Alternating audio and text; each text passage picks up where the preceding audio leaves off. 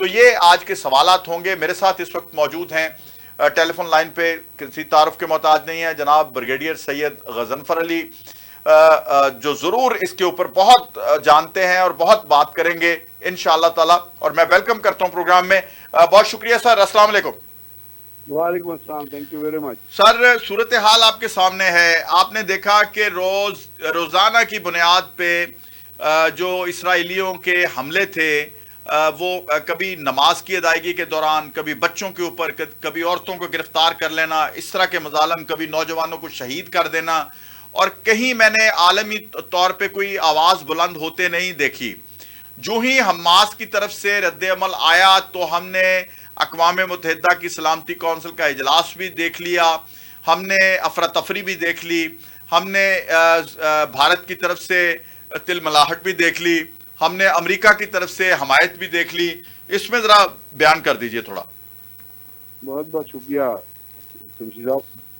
आपने जो कुछ कहा वो उसको अगर आप तारीख के आईने में देखेंगे तो आपको ये क्लैरिटी से नजर आएगा कि ये इलाका जहाँ पे इस वक्त जंग छिड़ी हुई है, इससे बुनियादी तौर पे यहूदियों का या इसराइल की रियासत का कोई ताल्लुक नहीं है। ऑटोमन एम्पायर के जमाने में ये इलाका जो है, इसको पैलेस्टाइन कहा जाता था, सारे इलाके को। ऑटोमन का रूल था। फर्स्ट वर्ल्ड वॉर हुई, ऑटोमन को शिकस्त हो गई। जब ऑटोमन को शिकस्त हुई तो इस इलाके में ब्रिटिश मैंडेट आ गया। ब्रिटिशर्स ने और दुनिया में बहुत सारे लोगों ने जानबूझ के यहूदियों को प्रोपेगेट किया, और पूरी दुनिया से, क्योंकि अमेरिका यहूदियों के लिए एक रियासत कायम करना चाहता था। ये आपको पता है कि अमेरिका के अंदर जो ज़ियोनिस्ट लॉबी है, एक है यहूदी, एक है ज़ियोनिज्म। अच्छा, ज़ियोनिज्म जो है, ज़ियोनिस्ट जो है, वो बुनियादी तौर पे दहशतगर्द यहूदी है। They are terrorist. और ये दहशतगर्द और ज़ियोनिस्ट के पैरोकार जो हैं, ये बसते हैं अमेरिका के अंदर, और अमेरिका की जितनी पॉलिटिकल लीडरशिप रही है वो सारी ज़ियोनिज्म के प्रचार के तौर पे रही है। तो वो एक जो है ना, एक रियासत कायम करना चाहते थे, यानी अरबों के दरमियान एक ऐसा फितना छोड़ना चाहते थे जो पूरी अरब वर्ल्ड को, और जो अरब के जो वहाँ के जो नेबरिंग कंट्रीज हैं, उनको बेचैन रखे और वहाँ पे दहशतगर्दी और शरंगेजी पर। अब ब्रिटिश जब वहाँ से निकले, वो उन्होंने इलाका लिया, लेकिन वो उसको जिस तरह वो वियतनाम से बाहर निकले थे ना, इसी तरह उनका जी मैं इसको मैनेज नहीं कर सकते हम, तो उन्होंने इसको लीग ऑफ नेशंस के अंदर दे दिया। ये लीग ऑफ नेशंस के मैंडेट में आ गया। ठीक है। और लीग ऑफ नेशंस के मैंडेट में जब आया तो ये जो आप देख रहे हैं ना, ये सारा इलाका, इसके ऊपर फिर मुख्तलिफ लंबी तारीख है, फिर इसके ऊपर जंगे हुई।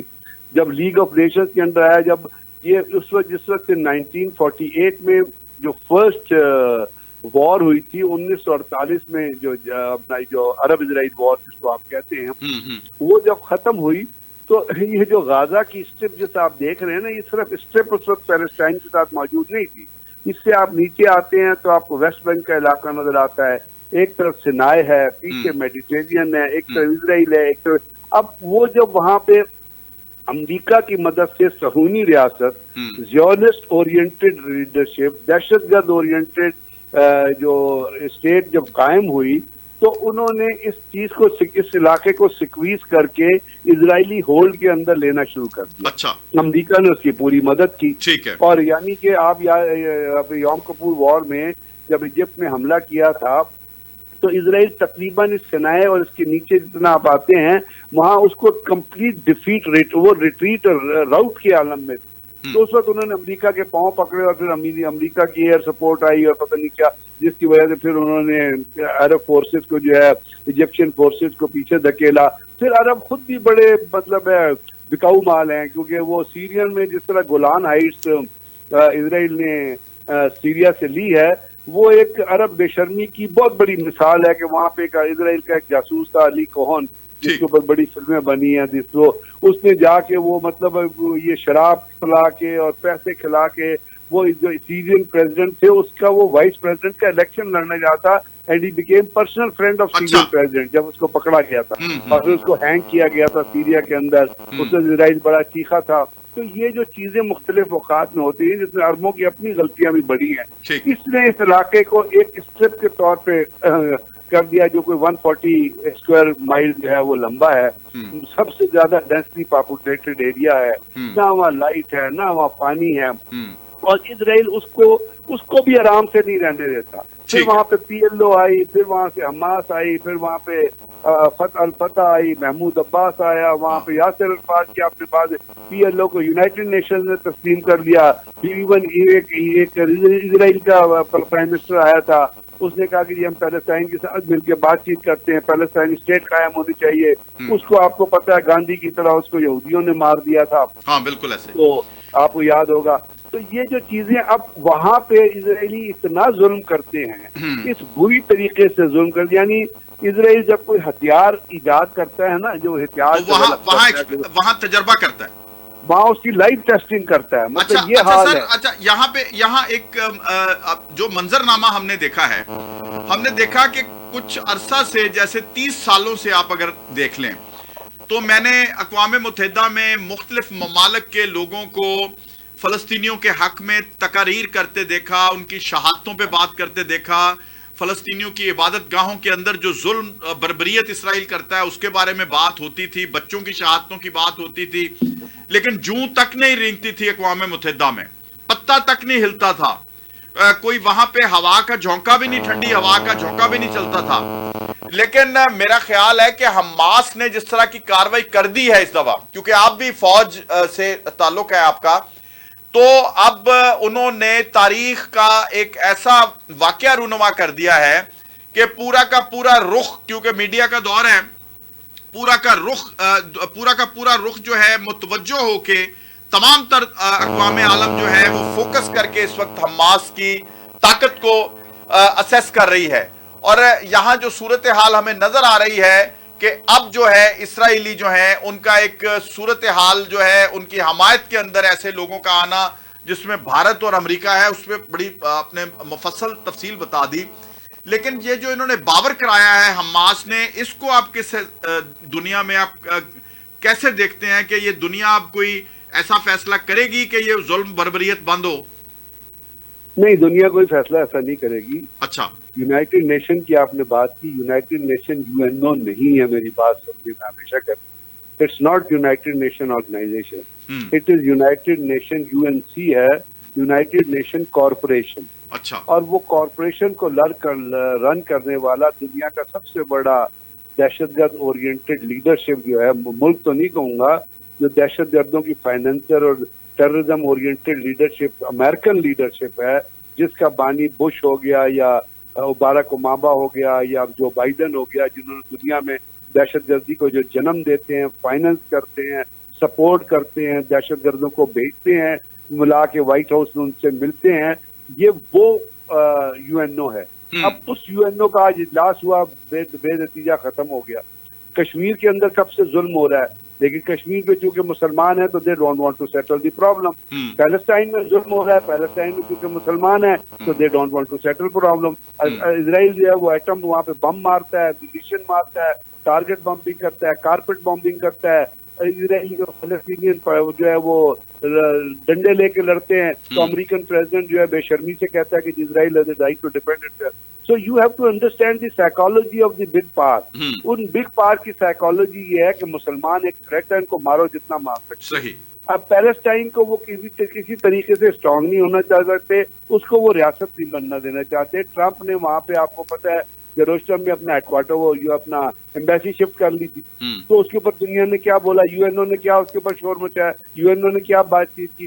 तो यूनाइटेड नेशन से कोई उम्मीद न रखे। इस दुख की बात यह है कि जितने मतलब ममालिक, फ्रांस हो गया, दुनिया में कितनी कुरान पाक की कितनी बेहुरमती की जा रही है। तो UNO ने कानून बनाया है, कोई जिस मुल्कों में ये क्या हम क्या अफोर्ड कर सकते हैं? बाइबल तो हम खैर बाइबल तो आसमानी किताब है, हम तो सोच भी नहीं सकते, लेकिन क्या हम हिंदुओं की किताब की किसी किताब की हम बेहुरमती करते? हम क्या अपना बुद्ध मत की किसी किताब की कहीं बेहरमती आपको दुनिया में किसी मुसलमान मुल्क में होती नजर आई है?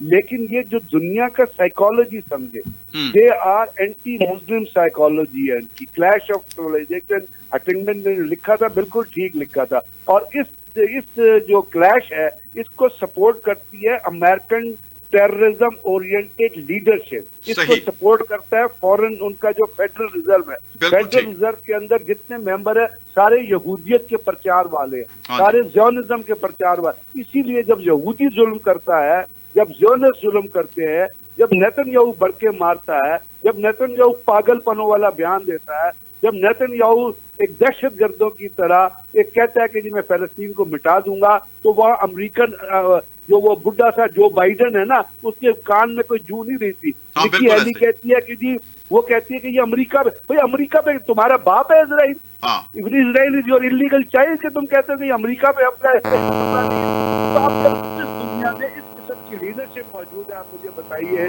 और मुसलमान के साथ कौन खड़ा है? आप इस टाइम फ्रेमवर्क में मुसलमान ममालिक जो हैं, आप सूडान को देखिए, बहरीन को देखिए, यूएई को देखिए, उनके तो ताल्लुकात इजराइल के साथ कायम हो रहे हैं, वो बिजनेस कर रहे हैं इजराइल के साथ। अभी इवन आपने देखा सऊदी अरब ने रिसेंटली वहां पे इजराइल का डेलीगेशन आया हुआ था, और उसी टाइम फ्रेमवर्क में एक तो सऊदी अरब की जो पॉलिसी चेंज हुई है, एक तो इजराइल के साथ उनके ताल्लुकात, नेतन्याहू का भी एक सीक्रेट लीक हुआ था, खत लिखे जी उसने जाके सीक्रेटली जो है सऊदी अरब का दौरा किया था, और न्योम सिटी जो बोल रहा है उसके अंदर ऑप्टिक फाइबर से लेके जितनी टेक्नोलॉजी आ रही है वो सारी ज्यूश टेक्नोलॉजी वो लेके आ रहे हैं, क्योंकि वो बिजनेस को ज्यादा ओरिएंटेट कर रहे हैं। इसके साथ साथ सऊदी अरब जो ईरान से ताल्लुकात कायम कर रहा है, वहां पे एम्बेसडर्स का ट्रांसफर हो चुका है। अब ये जो चीजें हो रही हैं, और जिस तरह इन ताल्लुकात के रोशनी में हमास या बाकी हिजबुल्लाह या बाकी ऑर्गेनाइजेशन जो फलस्तीन की जद्दोजहद के लिए लड़ रही हैं, जो फलस्तीन में एक रियासत कायम करना चाहते हैं, they don't accept two state solution, और two state solution is no rest। Israel को अपने बॉर्डर के अंदर रहना चाहिए, 1967 से पहले जो बॉर्डर था उसके अंदर उसको धकेले। अच्छा यहाँ हमने देखा कि अमेरिका ने इंडिया ने तो भरपूर इसराइल की हमायत का खुलेआम ऐलान कर दिया, और बहरी बेड़ा भी अपना भेज दिया उन्होंने, जिसमें त्यारा बरदार मैं बहरी बेड़ा कहूंगा तो ज्यादा मुनासिब रहेगा। उसके साथ साथ हमने ये भी देखा कि ईरान और इराक की तरफ से खुल के जो है फलस्तीन की हमायत हुई, कुवैत ने भी हमायत कर दी, यमन ने भी हमायत कर दी। लेकिन हमने सऊदी अरब की जो खामोशी है उसको हम किस तरह देखेंगे, जबकि उधर से अमेरिका ने तुर्की और सऊदी अरब का तावन मांग लिया है जंग बंदी के लिए। इसको जरा थोड़ा समराइज करें कि क्या ख्याल है आपका? जंग बंदी देखें, इस वक्त जो जितने वेस्टर्न ममालिक हैं, आप शुरू हो जाए जर्मनी से, बरतानिया से, अमेरिका से, फ्रांस से, बेल्जियम से, स्वीडन से, स्विट्जरलैंड, जितने भी ये ममालिक है ना, ये they will be supporting Israel, और वो इजराइल को सपोर्ट कर रहे हैं। उसके साथ साथ जो मुसलमान ममालिक है वो डिवाइडेड है। जैसे मैंने आपके साथ किया कि सऊदी अरब का बड़ा रिजर्व रिएक्शन आया है।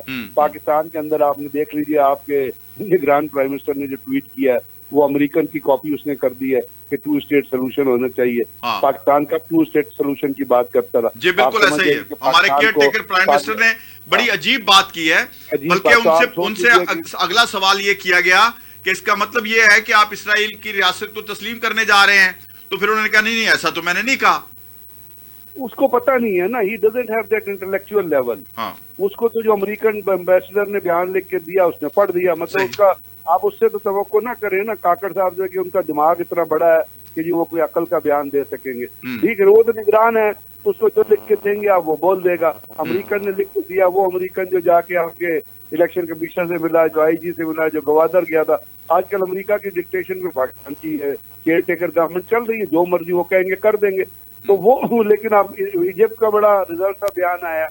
अब बात ये है कि जो हमास के साथ, जो पैलेस्टाइन के साथ जिन लोगों को खड़ा होना चाहिए वो डिवाइडेड है। रूस जो है वो यूक्रेन के साथ जंग में लड़ा हुआ है। चाइना जो है वो कहते हैं, उसने कहा कि जी हम सिचुएशन को ऑब्जर्व कर रहे हैं। आपने यूनाइटेड नेशन कॉर्पोरेशन का मैंने आपको रिएक्शन बता ही दिया है। जी बिल्कुल। चाइना और पाकिस्तान का जो रद्द-ए-अमल है वो तकरीबन करीब है जी। लेकिन वो जो इस वक्त जो चीज हो रही है वो ये कि हिजबुल्लाह, हमारे साथ हिजबुल्लाह भी मिल गई है। अब और दूसरी जो बड़ी सोचने वाली और आपको गौर करने वाली चीज है वो ये है कि अरब ममालिक में रियासत हुकूमतों का स्टांस कुछ और है, अवाम का स्टांस कुछ बिल्कुल और ऐसा ही नजर आ रहा है। वहाँ पे अवाम जो है वो पैलेस्टीनियन के साथ खड़े हुए, चाहे हुकूमत नहीं खड़ी हुई, लेकिन अवाम जो है वो पैलेस्टीनियन के साथ खड़े हुए। बिल्कुल ठीक। कतर आपको पता है बड़ा मदद करता रहा है हमास की, $100 मिलियन पे कतर जो हमास को दिया करता था। ईरान तो ओपनली खुल के सामने, टर्की के अंदर जो है वो फलस्तीन के हमायत में जो मुजाहरे हो रहे हैं और टर्की का बहुत बड़ा रोल है इस चीज में। तो मेरा ये ख्याल है कि ये बाकी जो दबी हुई ऑर्गेनाइजेशन हैं जो इस्लाम आजादी की जद्दोजहद के लिए लड़ती हैं वो भी उभरेंगी। ये खिता इजराइल ये ना समझे कि ये बिल्कुल बिल्कुल। बहुत बहुत शुक्रिया जनाब ब्रिगेडियर सैयद गजनफर अली